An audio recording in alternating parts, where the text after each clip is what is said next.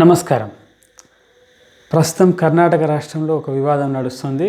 School పిల్లలు, college పిల్లలు కాలేజీకి వెళ్ళేటప్పుడు వాళ్ళ మత ఆచారాల ప్రకారం వస్త్రధారణ చేసుకుంటాము, యూనిఫామ్ నిబంధనలను సడలించండి లేదంటే తీసేయండి అనే ఒక డిమాండ్తో పిల్లలు కొద్దిగా మొండి పట్టుదలతో ఉన్నారు.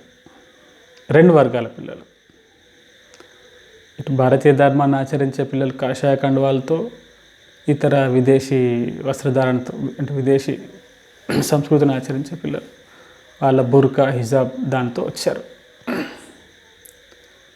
చాలా చిన్న విషయం,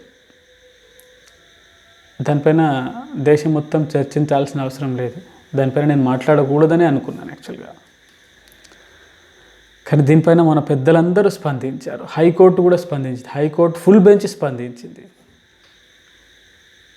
రాహుల్ గాంధీ స్పందించాడు, ప్రియాంక వాద్రా స్పందించింది, అసదుద్దీన్ ఓవైసీ స్పందించాడు, అంతర్జాతీయంగా పాకిస్తాన్ మంత్రి స్పందించాడు, మన తెలంగాణ రాష్ట్రం నుంచి మన మంత్రివర్యులు కేటీఆర్ కూడా స్పందించారు. అరే ఏంటి దీనిలో ఇంత బ్రహ్మ పదార్థం ఉంది, అందరూ ఎందుకు స్పందించారు, ఇంకా ఎట్లా స్పందించారు? వీళ్ళందరూ స్పందించిన విధానం ఒకే రకంగా ఉంది. ఏంటది?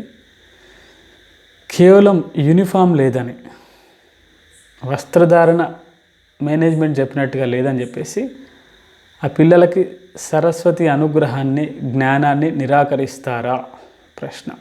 ఈ పెద్ద నాయకులందరి నుంచి వచ్చిన ప్రశ్న. వస్త్రధారణ అనేది వాళ్ళ వ్యక్తిగత స్వేచ్ఛ, దాన్ని నిరాకరించి దానికి శిక్షగా జ్ఞానాన్ని నిరాకరిస్తారా? నిజంగా ఎక్కడనో తాకింది ప్రశ్న. అంటే కేవలం పిల్లలు వాళ్ళ మొండి పట్టుదలతో వాళ్ళకి నచ్చిన వస్త్రధారణ చేసుకుంటారు. దాంట్లో అశ్లీలత కూడా లేదు. ఆ బుర్కా వేసుకోవడం వల్ల పెద్ద అశ్లీలత కూడా లేదు, అసభ్యకరంగా కూడా ఏం లేదు. కేవలం జస్ట్ ఒక అది స్కూల్ పిల్లలని కాకుండా వీళ్ళు ముస్లిం పిల్లలు, వీళ్ళు హిందూ పిల్లలు అనే ఒక ఐడెంటిటీ మాత్రం వస్తుంది. సరే, అది వేసుకున్నంత మాత్రాన మనం సరస్వతి జ్ఞానాన్ని నిరాకరిస్తున్నామా అని మనకు మనం అంటే కాలేజ్ మేనేజ్మెంట్ ఒక ఆత్మవిమర్శ చేసుకొని ఒక సిగ్గుపడాల్సిన విధంగా ఆ ప్రశ్న ఉంది. అరే ఆశ్చర్యం వేసింది, ఈ దేశ నాయకులందరూ ఈ చిన్న విషయం పైన అంత విశాలంగా స్పందించేంత విశాల హృదయాలు ఎప్పుడయ్యారని. ఎంత ఆశ్చర్యకరం అంటే ఈ పెద్ద నాయకులు ఎవరు కూడా అయ్యప్ప మాల వేసుకొని స్కూల్కి వెళ్తే నిరాకరించినప్పుడు స్పందించలేదు. ఎగ్జామ్ రాయడం కోసం తాలిబొట్టు, పుస్తెమట్టలు తీసేయాల్సిన పరిస్థితి వచ్చినప్పుడు స్పందించలేదు. మతం మారడానికి నిరాకరించినందుకు మరుగుదొడ్లు అడిగితే ఒక అమ్మాయితో ఆ అవమాన భారం భరించలేక ఆ అమ్మాయి ఆత్మహత్య చేసుకుంటే ఈ పెద్దలు ఎవరు స్పందించలేదు. గుళ్ళో గంట కొట్టిన పాపానికి 2 పూజారులు మన వరంగల్లో చంపబడితే ఈ పెద్దలు ఎవరు స్పందించలేదు. అకారణంగా పాల్గర్లో సాధువులను చంపితే ఎవరు స్పందించలేదు. ఒరిస్సాలో లక్ష్మీనానంద సరస్వతి అనే స్వామీజీని అకారణంగా చంపేస్తే ఈ పెద్దలు ఎవరు స్పందించలేదు. బైంసాలో దాడులు జరిగితే ఎవరు స్పందించలేదు. ఇంకా ఏమన్నాడంటే తెలంగాణకు చెందిన ఒక మంత్రి, బైంసాలో ఏం జరిగితే మనకెందుకు అన్నాడు. ఇప్పుడు ఇదే తెలంగాణ మంత్రివర్గంలో ఇంకొక మంత్రి కర్ణాటకలో ఏం జరిగిందో దానిపైన స్పందించాడు. కానీ బైంసాలో ఏం జరిగిందో స్పందించకూడదని ఇంకొక మంత్రి అన్నాడు. అదే మంత్రి నిజంగా బైంసాలో న్యాయం చేశాం, బాధితులకు న్యాయం చేశాం, నిందితులను కఠినంగా శిక్షించాం, అక్కడ అల్లర్లను సమర్థవంతంగా అణిచివేసామని చెప్పుంటే అది అబద్ధమైనా కొంచెం సంతోషించామన్నారే, చట్టం తన పని తను చేసుకుంటుంది అని చెప్పేసి.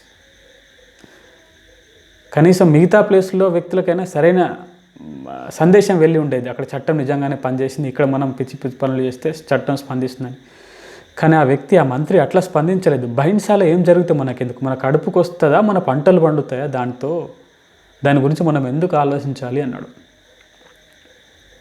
ఇది ప్రజాస్వామ్యం, ఇది లౌకికత్వం, ఇది సమానత్వం, ఇది భారతదేశం.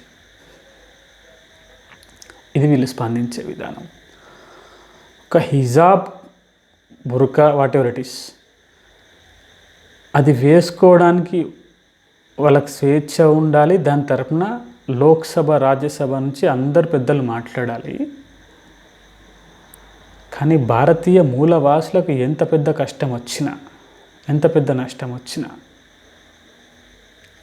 స్పందించొద్దు.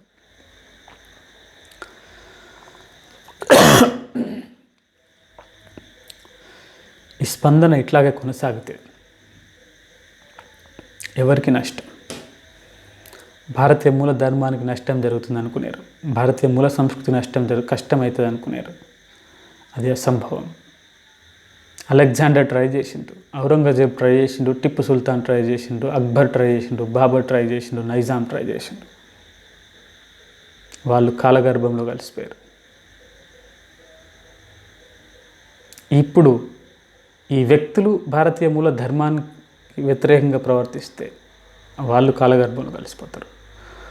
ఒకవేళ ఈ వ్యవస్థనే ప్రజాస్వామ్యం పేరుతో ప్రపంచంలో అతిపెద్ద ప్రజాస్వామ్యం, అతి విశాలమైన ప్రజాస్వామ్యం, అత్యంత విశాల హృదయం కలిగిన రాజ్యాంగం పేరుతో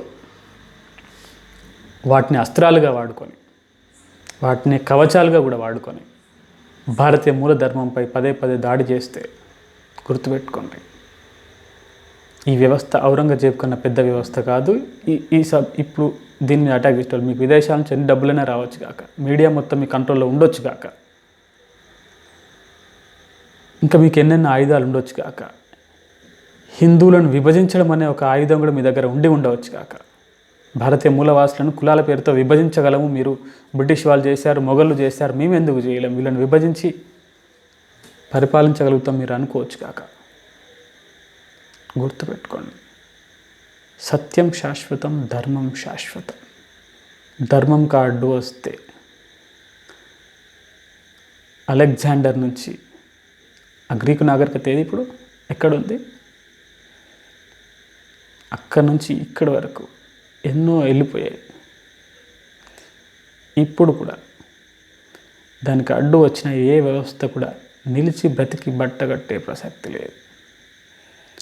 ఇట్లా దాడులు చేస్తే భయపడదు భారతీయ ధర్మం, భారతీయ మూలవాసులు భయపడరు. భారతీయ మూల ధర్మవాసులకు నేను విజ్ఞప్తి చేస్తున్నాను, భయపడవద్దు, బాధపడవద్దు, సరిగ్గా స్పందించాలి.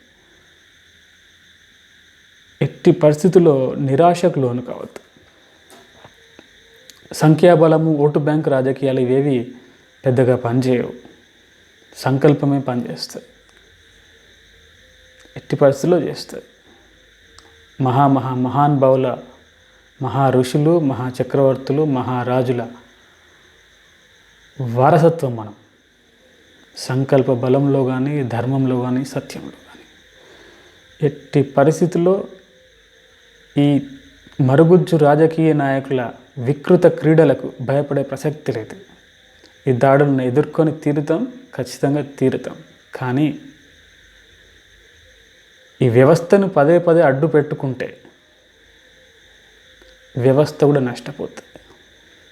జాగ్రత్తగా భారతదేశంలోని మిగతా వ్యక్తులు కూడా, అంటే భారతీయ మూల ధర్మాన్ని ఆచరించే వ్యక్తులు కాకుండా మిగతా ధర్మాలు, మీ ఇష్టమైన ధర్మాలు ఆచరించే వ్యక్తులు కూడా ఆలోచించుకోవాల్సింది ఏంటంటే, ఈ మరుగుజ్జు రాజకీయ నాయకుల వలలో పడి భారతీయ మూల ధర్మానికి వ్యతిరేకంగా చేసే కుట్రలు కానీ వాటిలో పాలు పంచుకుంటే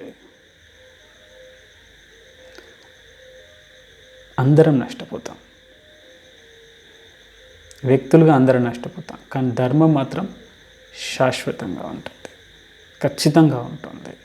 దీన్ని ఎవరు ఏమీ చేయలేరు. వీరు మా సమస్యలకు స్పందించమని బ్రతిమలాడే ప్రసక్తే లేదు. ఈ ధర్మం సమస్యల పట్ల నువ్వు ధర్మబద్ధంగా స్పందిస్తే నువ్వు ఉంటావు, లేకపోతే నువ్వు ఉండవు అని హెచ్చరిస్తున్నాం. మీరు ఏ వేషంలోనూ రావచ్చు కాక, సరిగ్గా ఎలక్షన్లకు ముందు హనుమాన్ చాలీసా పఠిస్తూ రావచ్చు, మీరు మా ముందుకు గాయత్రి మంత్రం పఠిస్తూ రావచ్చు, చండీ యాగాలు చేస్తూ ముందుకు రావచ్చు, దుర్గా పారాయణం చేస్తూ రావచ్చు, గుడి కట్టిస్తూ రావచ్చు, జంధ్యం వేస్తూ కూడా మీరు మా ముందుకు రావచ్చు కాక. మేము అధికార పిపాసులం కాదు, మేము గుర్తుపట్టగలము. ఒక మూల ధర్మానికి, మూల ప్రకృతికి అవసరం వచ్చినప్పుడు మీరు ఏ విధంగా స్పందించారనేది మా స్మృతి పదంలో ఖచ్చితంగా ఉంటుంది. దానికి ఎట్లాంటి ప్రతిస్పందన ఇవ్వాలి అనేది సమయం, సందర్భం చూసి ఖచ్చితంగా ఇస్తాం. లెక్క అస్సలే తప్పదు. లెక్క చాలా పకడ్బందీగా ఉంటుంది, ఎందుకంటే ఇది ధర్మబద్ధమైన లెక్క. వ్యక్తులుగా మేము నిర్ణయించాం, ఇది ధర్మం నిర్ణయించే లెక్క కాబట్టి లెక్క ఖచ్చితంగా ఉంటుంది. లెక్క ఎట్టి పరిస్థితుల్లో తప్పదు. భారతీయుల అజ్ఞానులు, భారతీయుల అనైక్యపరులు, వీళ్ళని కులాల వారిగా విభజించవచ్చు అనే పిచ్చి లెక్కల్లోంచి బయటపడి, ఇంకా దరిద్రం ఏంటంటే, ఎవరైతే ఏదైనా రాజకీయ నాయకులు, ఏదైనా రాజకీయ పార్టీలో, ఏదైనా సంస్థలో భారతీయ మూల ధర్మవాసుల సమస్యల గురించి ప్రస్తావిస్తే రాజకీయ అంటరానితనం పాటిస్తారు, మతోన్మాదులు అంటారు, అసహనం పెరిగిపోతుందంటారు. పర్వాలేదు, ఈ నిందలకు భయపడం. ఈ నింద వేస్తే పర్వాలేదు. ఒక ధర్మానికి ఆపద వచ్చినప్పుడు దాన్ని స్పందించడం అసహనం అనుకుంటే, ఈ దేశంలో అత్యంత పెద్ద అసహనపరుడిగా, మొదటి అసహనపరుడిగా ఉండడానికి నేను సిద్ధం. పర్వాలేదు. కానీ ధర్మానికి సంబంధించి ఖచ్చితంగా నిలుచుంటాం. ఎక్కడ ఓటును ఎలా వాడుకోవాలి, ఇంకా న్యాయ వ్యవస్థను ఎలా వాడుకోవాలి, ప్రజాస్వామ్యం ఎలా వాడుకోవాలి, అన్ని రకాలుగా వాడుకుంటాం. అవి వాడుకున్నా సాధించలేని పక్షంలో ప్రజాస్వామ్యం పక్కకి వెళ్ళిపోవచ్చు కాక ధర్మం పక్కకి వెళ్ళదు. కాబట్టి ప్రజాస్వామ్యం ఉండాలనుకుంటే భారతీయులందరూ సరిగ్గా ఆలోచించి సరైన రాజకీయ నాయకులను సరైన విధంగా ట్రీట్ చేయాలి. ఒక్క భారతీయ మూలధర్మవాసులను మూలకు నెట్టేసి వాళ్ళని కులాల వారిగా విభజించేసి పబ్బం గడుపుకుంటామనే చిల్లర ఆలోచనను రాజకీయ నాయకులు కానీ ఇంకెవరు కానీ చేయకుండా ఉంటే బాగుంటుంది.